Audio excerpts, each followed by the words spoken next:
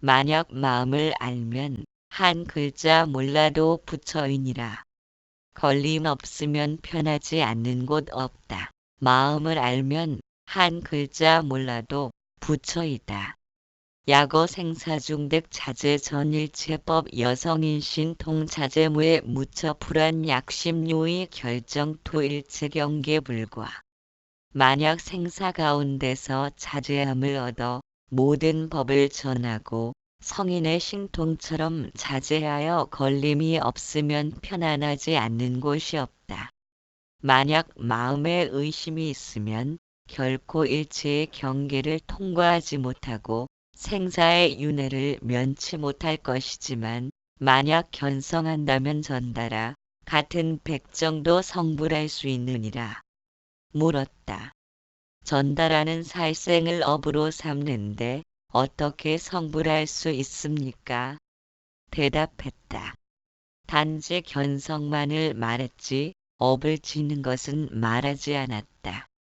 비록 업을 지더라도 어리석은 사람과는 달라서 온갖 업이 그를 구속하지 못한다.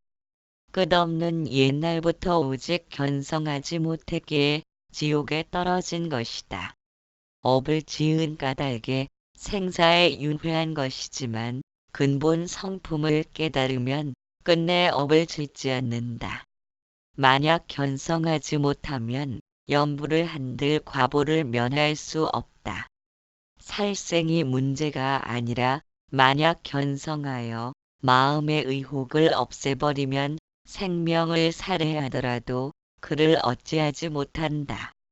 인도의 28명의 조사들도 오직 시민을 전하였고 내가 이제 이 땅에 온 것도 돈교 즉 마음이 부처라는 법을 전하기 위한 것이지 지게 정진 고행 이나 나아가 불이나 물에 들어가는 법과 칼산에 오르는 것 또는 한 끼 먹고 오래 앉아 눕지 않는 법을 말하려는 것은 아니다.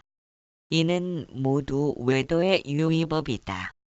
만약 분별하고 운동하며 신령스럽게 깨달아 아는 그 성품을 안다면 바로 그대 마음이 모든 부처의 마음이다.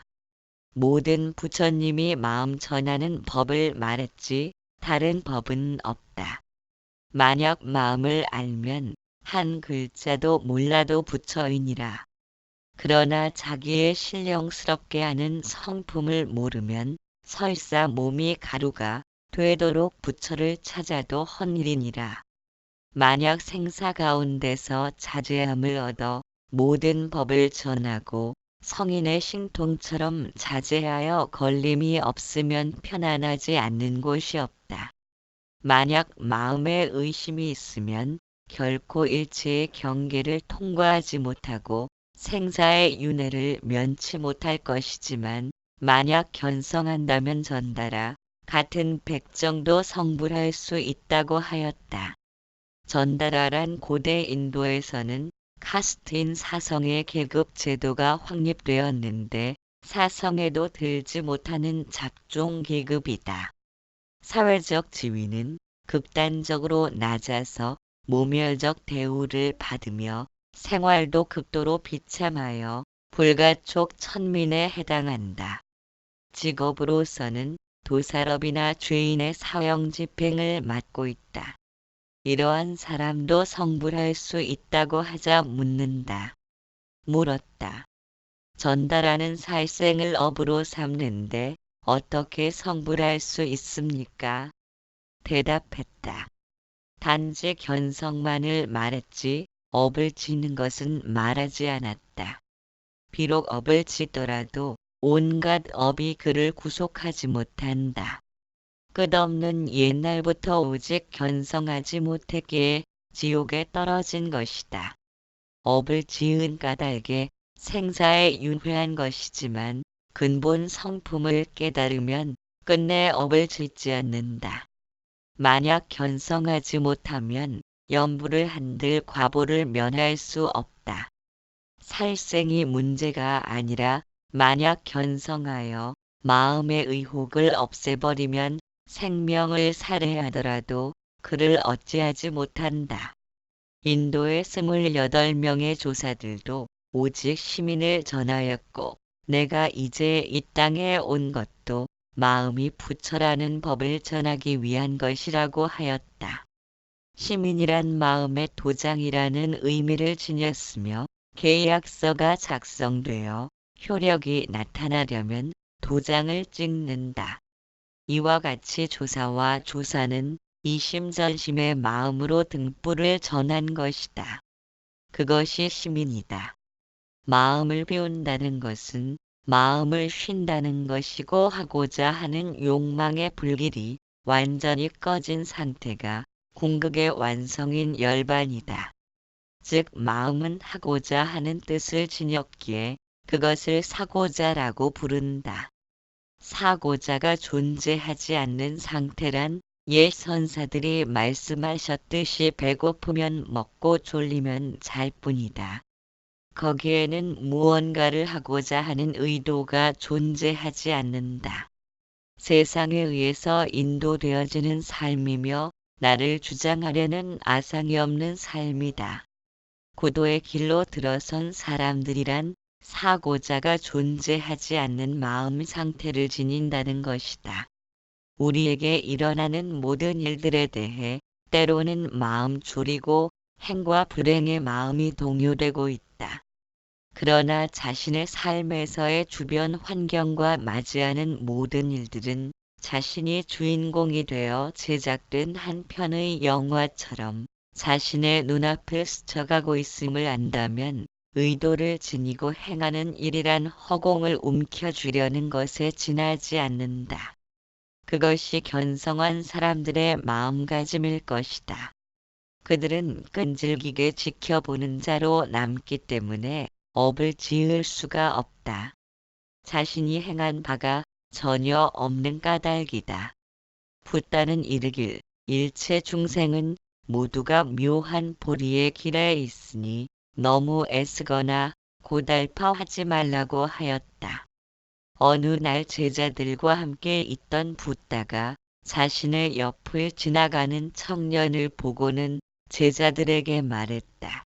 저 젊은이를 보아라. 그는 방금 전에 자신의 부친을 살해했는데 마음에 어떠한 동요도 일어나지 않는구나.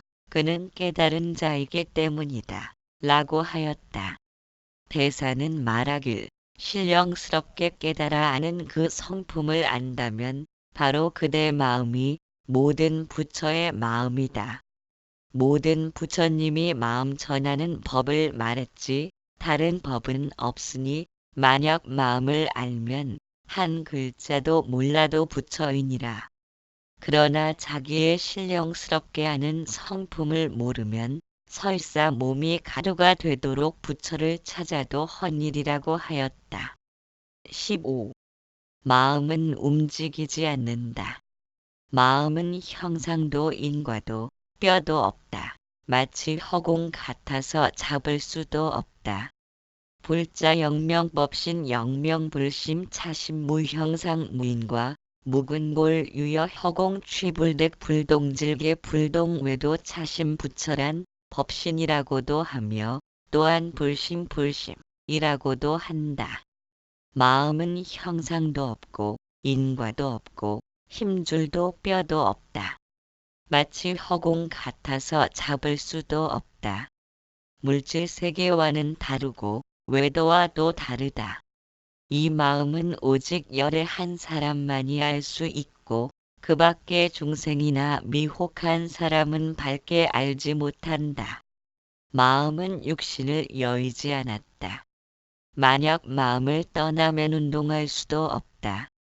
이 육신은 무지하기가 마치 초목이나 기와 조각 같아서 몸뚱이는 아무 감정이 없는데 어떻게 운동하겠는가? 만약 자기 마음이 움직이거나 내지 말하고 베풀고 운동하고 보고 듣고 느끼고 아는 것은 다 마음이 움직이고 작용하기 때문이다. 움직이는 것은 마음이 움직이는 것이다. 움직임 그 자체가 작용이니 움직임과 작용 이외에는 마음이 없다. 마음 밖에는 움직임이 없다. 만약 움직인다면 마음이 아니고 마음은 움직이지 않는다. 움직이면 본래 마음이 아니고 마음은 본래 움직임이 없다. 따라서 움직임은 마음을 여의지 않았고 마음은 움직임을 여의지 않았으나 마음은 여의는 것도 여의었다는 생각도 없으며 마음은 움직이는 것도 움직인다는 생각도 없다. 이는 마음의 작용과 작용한 것이고 마음의 움직임과 움직인 것이다. 즉 마음 그대로의 작용과 작용한 것이며 마음 그대로의 움직임과 움직인 것이지 별도로 움직이거나 작용한 것이 아니다. 작용의 바탕은 본래 공하고 공은 본래 움직임이 없기 때문이다. 움직임과 작용이 다 같이 마음에서 일어난 것이지만 마음의 근본은 움직임이 없다. 그러므로 경에 움직이되 움직이는 것이 없다고 했다. 말하자면 종일 가고 오되 가고 온 적이 없고 종일 보되 본 적이 없고 종일 웃되 웃은 적이 없고 종일 듣되 들은 적이 없고 종일 알되 안 적이 없고 종일 기뻐하되 기뻐한 적이 없고 종일 다니되 다닌 적이 없고 종일 머물되 머문 적이 없는 것이다. 그러므로 경의 말로써 표현할 길이 끊어졌고 마음으로 따질 자리가 없어졌다고 하였다. 그래서 보고 듣고 느끼고 아는 것이 본래가 원적하니 성내고 기뻐하고 아프고 가렵다 하는 것이 목인과 무엇이 다르겠는가. 이로 인해 미루어 보면 아픔이나 가렵다는 것은 그 근본을 찾을 수가 없는 것이다. 부처란 법신이라고도 하며 또한 불심이라고도 하는데 마음은 형상도 없고 인과도 없고 힘줄도 뼈도 없다. 마치 허공 같아서 잡을 수도 없다. 이 마음은 오직 열애만이 알 수 있고 그 밖의 중생이나 미혹한 사람은 밝게 알지 못한다고 하였다. 마음은 육신을 여의지 않았으며 만약 마음을 떠나면 운동할 수도 없다. 육신은 마치 고기 덩어리와 같아 초목이나 기와 조각 같은 것이니 아무 감정이 없는데 어떻게 운동하겠는가. 말하고 운동하고 보고 듣고 느끼고 아는 것은 다 마음이 움직이고 작용하기 때문이다. 이와 같이 움직이는 것은 마음이 움직이는 것이다. 움직임 그 자체가 작용이니 움직임과 작용 이외에는 마음이 없다. 마음 밖에는 움직임이 없다. 만약 움직인다면 마음이 아니고 마음은 움직이지 않는다. 움직이면 본래 마음이 아니고 마음은 본래 움직임이 없다. 따라서 움직임은 마음을 여의지 않았고 마음은 움직임을 여의지 않았으나 마음은 여의는 것도 여의었다는 생각도 없으며 마음은 움직이는 것도 움직인다는 생각도 없다고 하였다. 표현은 조금 어려울 수 있으니 찬찬히 살피면 다음과 같다. 육신은 고기 덩어리와 같아 아무런 느낌도 감정도 없으니 육신의 움직임은 모두 마음으로 비롯된 것이다. 그러므로 대사는 말하길 육신이 움직이는 것은 마음이 움직이는 것이다. 움직임 그 자체가 작용이니 움직임과 작용 이외에는 마음이 없다. 고 하였다.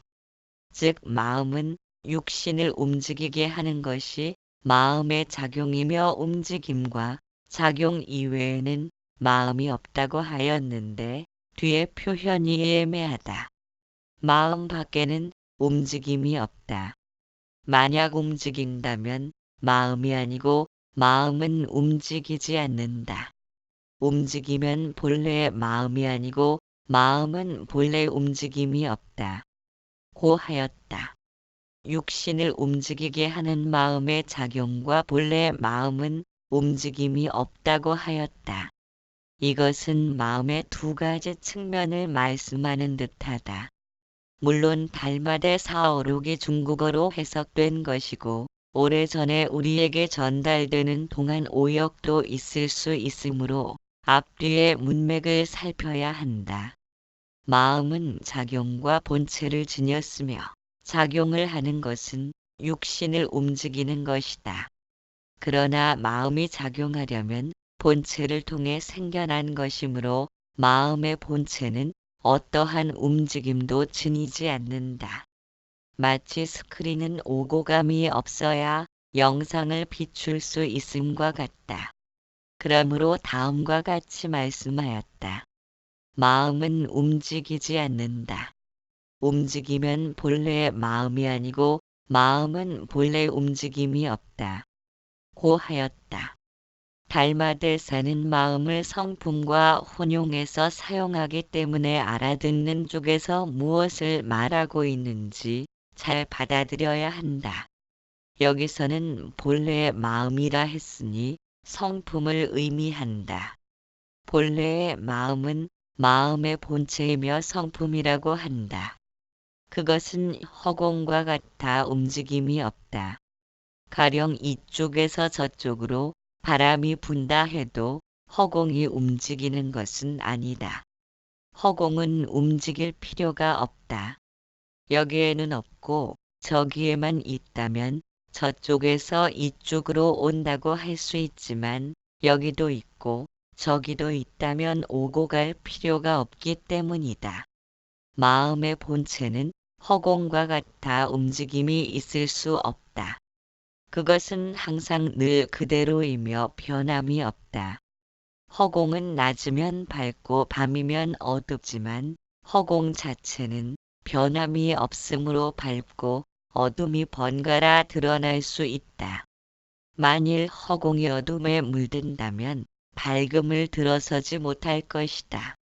마음의 본체가 이처럼 움직임이 없으므로 마음의 작용으로 하여금 육신을 움직일 수 있다. 우리가 마음이라고 부르는 것은 마음의 작용을 의미한다. 본체는 움직임이 없기 때문에 헤아려 짐작할 수 없는 까닭일 것이다. 그러나 마음의 작용이 가능한 것은 본체가 있기 때문이다. 대사는 다음과 같이 말한다. 따라서 움직임은 마음을 여의지 않았고 마음은 움직임을 여의지 않았으나 마음은 여의는 것도 여의었다는 생각도 없으며 마음은 움직이는 것도 움직인다는 생각도 없다. 고 하였다. 풀어서 살피면 움직임이란 마음의 작용이고 마음은 본체이다. 즉 마음의 작용은 본체를 여의지 않았고 본체는 작용을 여의지 않았으나 마음의 본체는 작용을 여의지 않았다거나 혹은 여의었다는 생각도 없다. 본체는 텅 비어있기 때문이며 그러므로 움직이는 것이라거나 혹은 움직이고 있다는 생각도 존재하지 않는다. 그것이 마음의 본체이며 성품이다. 그러므로 이어서 말씀하기를 육신을 움직일 수 있는 것은 마음의 본체와 마음의 작용이 작용한 것이고 마음의 본체인 그대로인 것과 마음의 작용이 작용한 것이다. 따라서 마음의 본체와 마음의 작용이 별도로 움직인다거나 혹은 제각각 별개로 작용한 것이 아니라고 하였다. 왜냐하면 작용의 바탕인 본체는 본래 공하고 공은 본래 움직임이 없기 때문이다. 그렇기에 움직임과 작용이 일어나는 것은 본체와 작용이 함께 일어나는 것이지만 마음의 본체인 마음의 근본은 움직임이 없다고 하였다. 그러므로 경에서 이르길 움직이되 움직이는 것이 없다고 했다.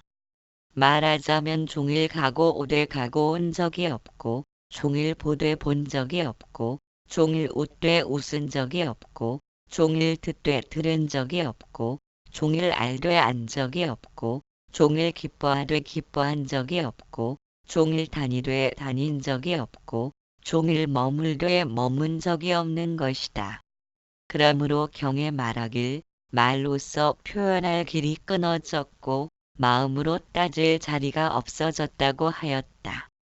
그것은 마음의 본체는 텅 빈 허공과 같아 허공을 어떻게 말로 표현할 것이며 무엇을 어떻게 헤아려 짐작할 수 있겠는가. 그래서 보고 듣고 느끼고 아는 것이 본래가 원적하니 성내고 기뻐하고 아프고 가렵다 하는 것은 마음의 작용일 뿐이니 마음의 본체를 알지 못한다면 목인과 다를 바 무엇이 있겠는가.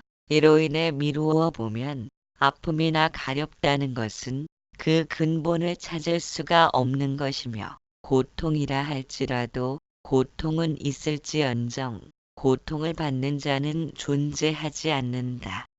16. 마음이 일어나는 그때가 바로 죄가 생기는 때니라.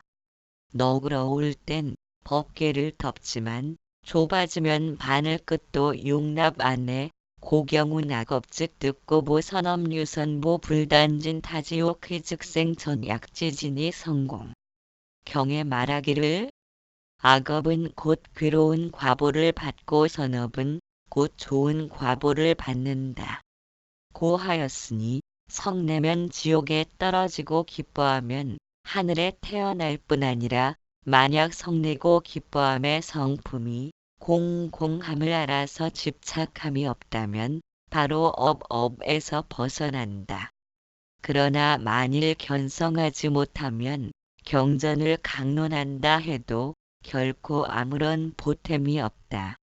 설명하자면 끝이 없기에 간략히 옳고 그름을 이처럼 표방했으나 자세히는 다 미치지 못했다. 마음 하는 그 마음 찾을 길 어려워라. 너그러울 땐 법궤를 덮지만 좁아지면 바늘 끝도 용납하지 않네. 나는 본래 구하는 마음으로 부처를 찾은 적 없나니 삼계가 비어서 아무것도 없음을 아노라. 만약 부처를 찾고자 한다면 단지 마음만을 찾아라. 마음 하는 이 마음이 바로 부처로다. 내가 본래 찾는 마음도 마음이 스스로 가지고 있나니 찾는 마음으로 마음 알기를 바라지 말라. 불성은 마음 밖에서 얻는 것 아니니 마음이 일어나는 그때가 바로 죄가 생기는 때이니라. 내가 중국에 온 것은 법을 전하여 중생을 건지려 함이네. 한 송이 꽃에 5개의 잎이 달렸으니 그 열매는 자연히 이루어지리라. 경에 말하기를 악업은 곧 괴로운 과보를 받고 선업은 곧 좋은 과보를 받는다고 하였으니 성내면 지옥에 떨어지고 기뻐하면 하늘에 태어날 뿐 아니라 만약 성내고 기뻐함의 성품이 공공함을 알아서 집착함이 없다면 바로 업에서 벗어난다고 하였다. 그러므로 업의 구속에서 벗어남이 해탈이며 뿌리 깊은 집착심이 인간을 고통의 늪으로 밀어넣는다. 그러한 업에서 벗어나 완전히 고통을 여의는 것은 본래 허공처럼 툭 트여 묶을 것도 없고 묶일 것도 없는 성품을 보아야만 가능할 것이다. 경전과 조사의 말씀은 모두 성품을 가리키는 것이니 지식으로 경전을 대하면서 아르마리로 채우려 한다면 성품은 끝내 모습을 드러내지 않을 것이다. 깨달음이 들어가는 자를 막는 것 아니며 깨달음이 나가려는 자 끌어당기는 것도 아니다. 모두가 자신이 방해하면서 막고 자신이 장애를 극복하고 들어서는 것이다. 붓다는 이르길 인간과 천상의 길에서 깨달음의 길이 제일이라고 하였다. 100년 동안 쌓은 재물은 하루아침에 틱 끓이고 3일 동안 닦은 마음은 천년의 보배라는 말이 있듯이 참으로 무상하기가 이를 데 없는 삶인데 부귀를 누린들 그것이 얼마나 가겠는가.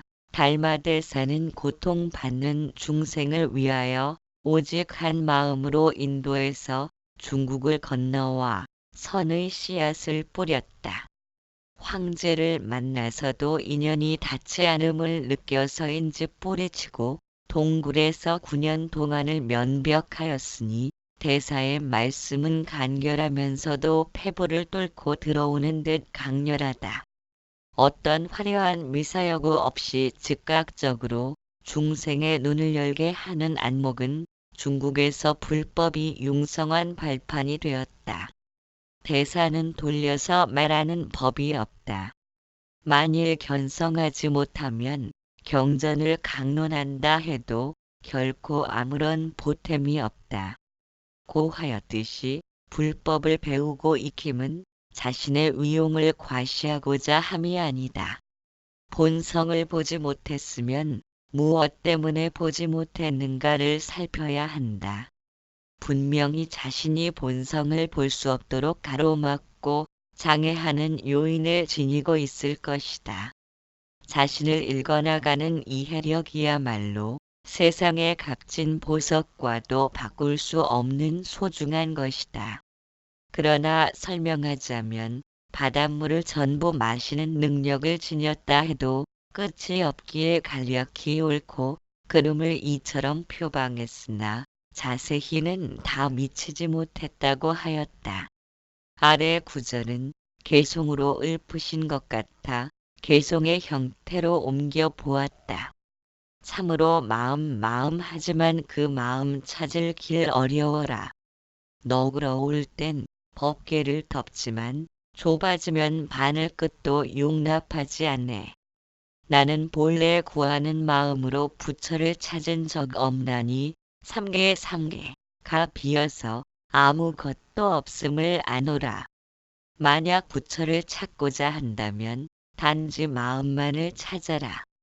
마음 하는 이 마음이 바로 부처로다. 내가 본래 찾는 마음도 마음이 스스로 가지고 있나니 찾는 마음으로 마음 알기를 바라지 말라. 불성은 마음 밖에서 얻는 것 아니니 마음이 일어나는 그때가 바로 죄가 생기는 때이니라. 내가 중국에 온 것은 법을 전하여 중생을 건지려 함이네. 한 송이 꽃에 5개의 잎이 달렸으니 그 열매는 자연히 이루어지리라. 대사는 말씀하길 한 송이 꽃에 5개의 잎이 달렸으니 그 열매는 자연히 이루어진다고 하였다. 5잎이란 해능대사까지를 일컫는 것이며 해능대사 이후로는 스승의 가사와 바루를 전하는 것은 다툼의 비밀을 제공한다고 하여 전하지 않았다. 달마대사가 인도에서 중국으로 건너와 법을 전한 내력을 살피면 다음과 같다. 달마대사는 양무제를 떠나 소림사의 동굴에서 9년간 벽을 바라보며 좌선을 하고 있었다. 어느 겨울날 달마대사께 해가란 사람이 찾아왔다. 달마는 그를 본 척도 하지 않았다. 그는 한 겨울의 눈을 맞으면서 몇 날 며칠을 기다리다 자신의 결연한 의지를 보이기 위해 한쪽 팔을 잘라 달마대사에게 바쳤다. 비로소 면벽을 풀고 돌아앉은 달마대사는 그를 바라보며 말했다. 그대는 무엇 때문에 나를 찾아왔는가? 그는 달마대사에게 자신의 마음이 어지러워 평안을 구하고자 찾아왔노라고 말하였다. 그러자 달마대사는 그렇다면 내가 그대의 마음을 평안하게 해줄 터이니 어지러운 마음을 내어놓으라고 다그치는 것이었다. 해가 대사는 절실하게 자신의 마음을 찾아보았으나 도무지 찾을 수가 없었다. 해가 대사는 도무지 마음을 찾을 길이 없다고 대답하자 달마대사는 그대의 마음이 없는데 어찌 어지러울 수 있겠는가? 그대는 이미 평안하다. 이로써 해가 대사는 자신의 어리석음을 깨닫고 달마 대사의 법맥을 이은 중국선의 2대 조사가 되었다. 3조는 승찬 대사로 나이가 들어 고질병인 풍병에 걸려 고통받으면서 2조인 해가를 찾아와 자신의 죄를 참회하고 싶다고 하였다. 해가 대사는 내가 그대를 참회시켜 줄 터이니 죄를 내놓으라고 말하였다. 승찬 대사는 아무리 자신의 죄를 찾아보았으나 죄는 어디에도 찾아볼 수가 없는 것이었다. 해가 대사가 이르길 그대는 이미 죄인이 아니다라고 말함으로써 3조인 승찬 대사가 탄생한 것이다. 승찬 대사는 많은 사람들의 길을 인도하는 등불이 되었으며 인멸하실 때는 큰 소나무 밑에서 합장을 하고 선체로 열반에 들었다고 한다. 4조는 도신대사로 어느 날 어린 중이 승찬 대사를 찾아왔다. 그리고는 당돌하게 묻기를 저를 부디 대사께 없어 자유롭게 이끌어 주십시오 하는 것이었다. 승찬 대사는 누가 너를 묶어 놓았느냐 하고 묻자 저를 묶은 사람은 아무도 없습니다. 라고 대답했다. 승찬 대사는 그렇다면 자유롭기를 바랄 필요도 없다면서 사조인 도신대사가 법맥을 이어받게 된다. 다음으로 5조인 홍인대사는 어려서부터 영특하였다. 도신대사가 하루는 황매현으로 가는데 골격이 수려하여 다른 아이들과 사뭇 다른 어린이를 만나 묻기를 너의 성이 무엇이냐? 동자가 대답했다. 성은 있으나 흔한 것은 아닙니다. 어떤 성인가? 부처의 성품인 성입니다. 너의 성품은 어째서 없는가? 성품이 공하기 때문입니다. 도신대사는 그가 법기임을 짐작하고 그 부모에게 출가시키기를 권하니 그 부모는 아무런 난색도 없이 아들을 출가시키게 된다. 도신대사가 그를 제자로 삼아 의발을 주고 법을 전하니 5조인 홍인대사인 것이다. 다음으로는 6조인 해능대사는 24세 되던 해 뗄나무 장사를 하며 나이든 노모과 함께 생계를 이어가고 있었다. 그러던 어느 날 손님한테 나무를 갖다 주고 나오다 금강경 읽는 소리에 본성의 마음을 깨달아 5조인 홍인대사의 뒤를 이어 6조인 해능대사가 탄생한 것이다. 이와 같은 것은 모두 마음을 관찰하고 주시하는 회광반조를 통해 이루어진 것이다. 전해오는 일설에 의하면 홍인대사의 스승인 도신대사가 6조 해능대사로 몸을 바꾸어 태어났다고 한다. 그것이 사실인지 아닌지는 그렇다 치고 마음을 깨달은 조사들은 철저한 무아의 입장에 서 있다. 종자를 뿌리는 사람이 있어야 꽃도 있고 종자도 생기는 것이지 종자를 뿌리는 사람이 없다면 꽃도 종자도 없듯이 우리가 세상을 살아가면서 겪게 되는 많은 혼란과 갈등도 결국 그러한 혼란과 갈등을 종식시키고 싶다는 욕구가 문제를 일으킨다. 만약 문제를 삼지 않는다면 문제될 일은 없다. 다만 살아가면서 당연히 치러야 할 대가쯤으로 인식되어질 것이다.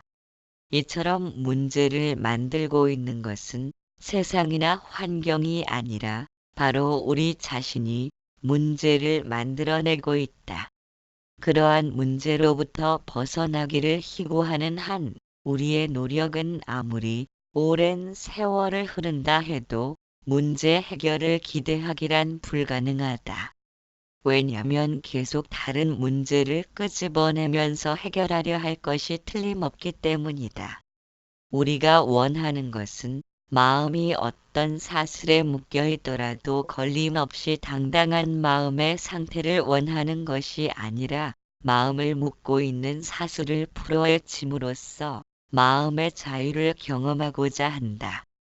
그러나 행복의 진정한 의미는 세상의 온갖 파도가 밀어닥쳐도 그것을 온몸으로 부딪혀 극복해내려는 정신력이 행복을 일구는 원동력일 것이다. 그렇지 않고 세상의 온갖 파도로부터 피할 수 있는 자신만의 안전지대에 머물기를 바란다면 온실 속의 화초와 같아 살아 숨 쉬는 생명력은 찾아볼 수 없다. 그러한 생명력은 지혜를 의미한다. 깊은 내면에서부터 살아 숨 쉬는 지혜야말로 어떤 환경에 처하든 굴복하지 않고 스스로 밝은 빛을 내는 힘을 지니고 있다. 달마대사는 이르길 인간은 누구라도 영원히 번뇌를 벗어나 평안을 구하기 위해 마음을 찾고 있다. 그러나 내가 찾는 본성의 마음은 마음이 스스로 가지고 있는 것이니 찾는 마음으로 본래의 마음 알기를 바라지 말라. 불성은 마음 밖에서 얻는 것 아니니 찾고자 하는 마음이 일어나는 그때가 바로 죄가 생기는 때라고 말씀하였다. 대사의 말씀을 조금이라도 이해했다면 소행이란 얻고 구하는 마음을 내려놓음에 있을 것이다. 비우고 또 비우면 불현듯 마음이 본래 부처임을 깨닫게 되는 것이다. 그것 이외에 다른 길을 걷고자 하면 애써 노력한다 해도 잘못된 길 들어서서 외도를 면치 못하게 된다. 다만 내 마음이 부처임을 알아 중생 노릇은 그만 멈추고 부처 노릇을 해야 하지 않겠는가. 마음을 깨달은 연후에 부처 노릇하겠다고 한다면 얼마큼의 세월을 더 지내야만 자신의 어리석음을 볼 수 있으리요. 무각합장